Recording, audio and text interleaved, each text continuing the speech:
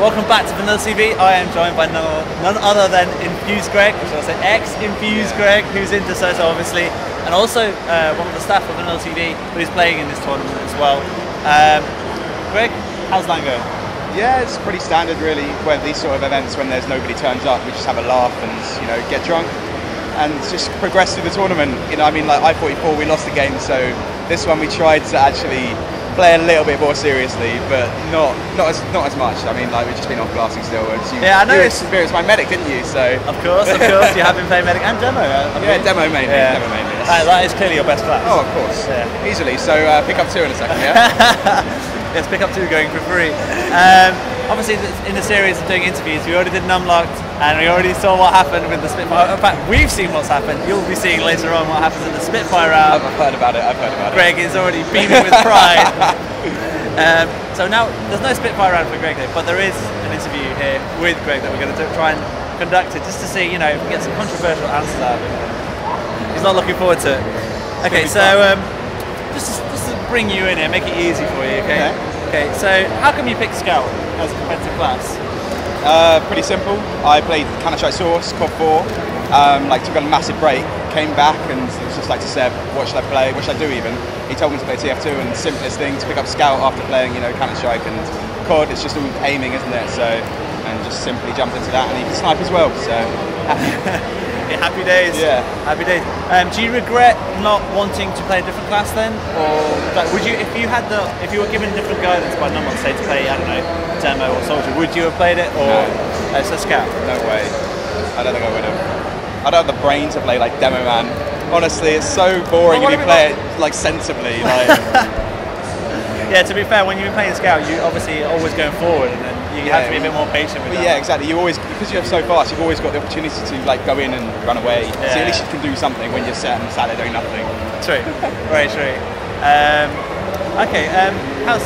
You're at university, aren't you? Yeah. How's it going? Yeah, it's really good. You enjoying it? Yeah. Yeah. What are you studying? Computer science. Oh, okay. So a lot of programming then. Yeah. Well, first year isn't as much programming. Yeah, they put you on the same. Yeah. Exactly. You're enjoying it. Where's that's like Bristol? Yeah, it's a UE in Bristol, so West of England. It's good. Yeah.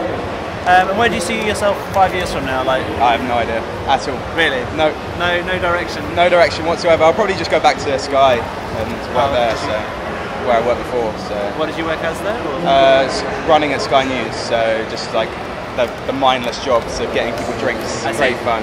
But it means that I'm going to work at the Olympics. So can't good complain experience. at all. Yeah. Exactly. That's good. Good to hear. Okay, so the third question is completely out of context. If someone gave you a pink hat and a pink shirt, would you wear it in public? Would I wear a pink hat and a pink shirt in public? Depends what sort of occasion. There's no occasion. You're just There's wearing no occasion. Just wearing it. Probably not. No. I'd probably wear a pink shirt. I wouldn't go the full whack. Not the pink hat as well. You wouldn't. No. I thought you would crave for it. With all your hats that you have in TF2. I want my pink. Yeah, you always wear it. Yeah, of course I'm always wearing it. Yeah. I have to take it off during officials because I like hiding in bushes, and for some reason the heart stands out to people. I've been asked this by someone else to ask you. Your favourite type of alcohol? Favourite type of alcohol? Yeah, like vodka, gin, lager. I do like a good ale actually. I like a good bit Doom Bar. Yeah, definitely. Promoting there for whoever Doom Bar. And Spitfire as well. Those two. That's what I always end up going for. I have no idea because obviously I don't know. But yeah, this is more of a British question or English question. Right. Do you think England will ever win the World Cup again? Yes, of course they will. You've got to have faith. Got to have faith. Is that faith or patriotism? Patriotism, obviously. Do you reckon they'll win with Mr. Boy? No way. I don't reckon they'll win if Lampard is ever in the England squad. Yeah, he's a good player. No, if he is in it, I don't think he's going to win. Oh, right, really? I think he screws up the camp. Oh, controversy about that. He always misses. Do you not remember the World Cup ages ago and he had like 40 odd shots in one game and didn't hit the target? No, I don't remember that. So who do you think he should be replaced by? Gerrard? Well, I'm a Liverpool fan, so obviously. Oh, that's why. That explains it. Well, I actually got offered tickets to today's game, and I'm here, so I can't go. Priorities. Good man. Show him where it should be. Okay, so we asked Numlock the question, like, what was the deal with Greg? Yeah.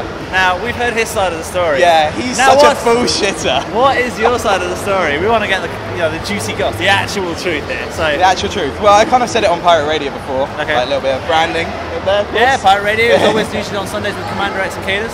Yeah. So, So if I go into it, I kind of just wasn't enjoying it through the whole season. Right. I got like halfway through it and I was just like, this wasn't enjoying it. I tried to stick with it to the end of the season. I told the guys just before the playoffs started, so like for like a couple of weeks, and it just still wasn't getting any more fun. So I just ended up quitting, and a bit of a rage quit at one point. But I just I still like I didn't want to ruin my friendships with the guys at all. So. And like, if I dropped out of the team, there's always a possibility of them getting better.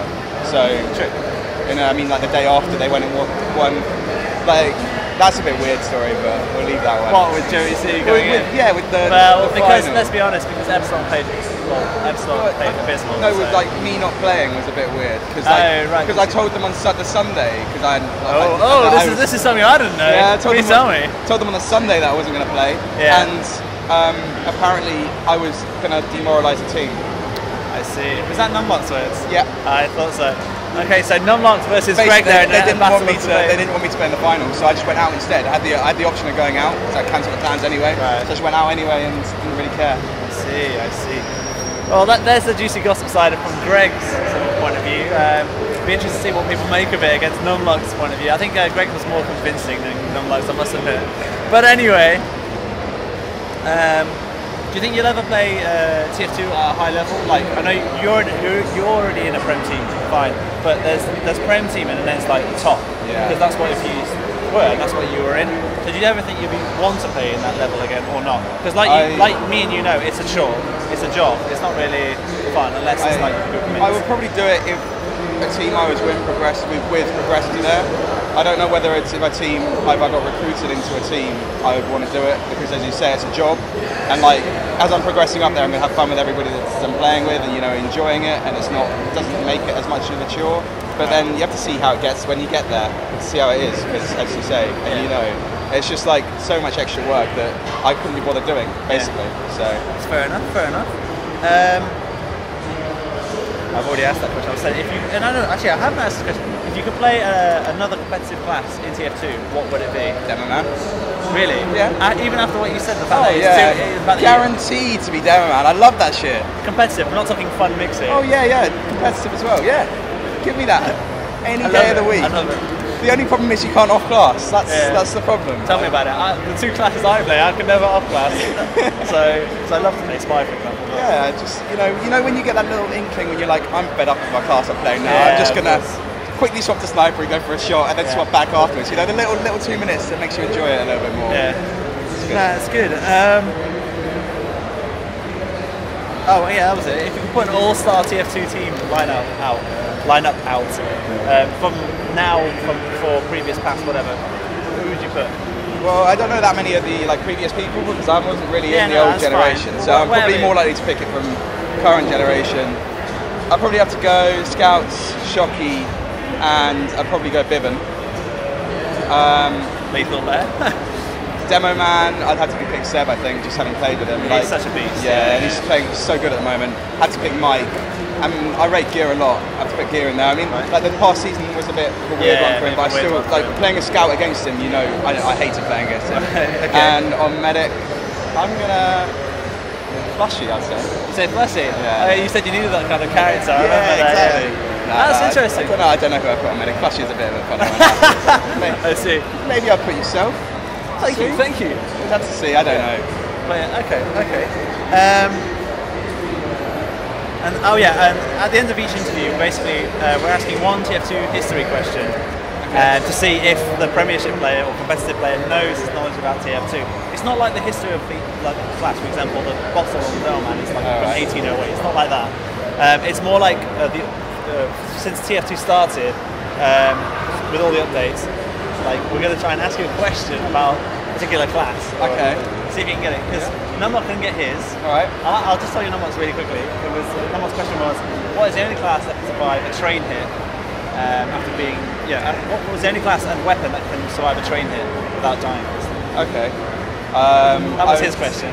I guess I have to say dead ringer. Yeah, it is dead ringer, but he didn't get it. But that's not your question.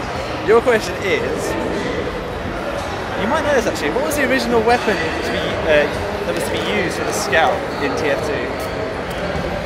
I mean, you play Scout. Pressure's on. Well, I seem to remember something of a scope, but I don't know if I'm thinking of something from you think of something else. You think of something else. I don't know. Obviously, I didn't know. It took me like 3 years before. It's a nail gun because TF2 is based off TFC, and the Scout primary weapon was a nail gun. Oh wow! So it would have been basically some sort of needles you were chucking out. Can you imagine Scouts with needles and no shotting shotgun? Yeah, it would be awful. I'm gonna have to call it wraps because Bones' wrist is about to fall off here from this interview. Yeah, I'd like to thank Greg for coming along here doing this interview. Obviously, catch him on stage. He will be on stage most likely tomorrow at 1 o'clock, and VanillaTV will be streaming that as well. Thanks again, and this is Byte from VanillaTV.